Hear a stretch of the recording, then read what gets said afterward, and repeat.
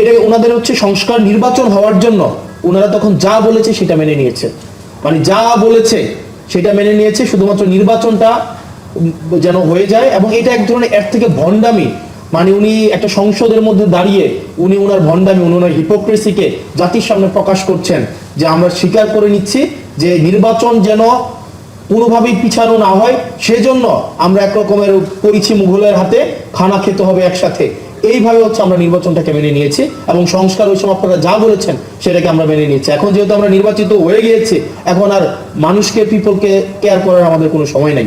তো সেজন্য আমার কাছে মনে হচ্ছে যে গভর্নমেন্ট যেইভাবে যাচ্ছে এটা খুব সুখকর এবং দীর্ঘমেয়াদী কোনো ইতিবাচক প্রভাব রাখবে বলে আমার মনে হয় না।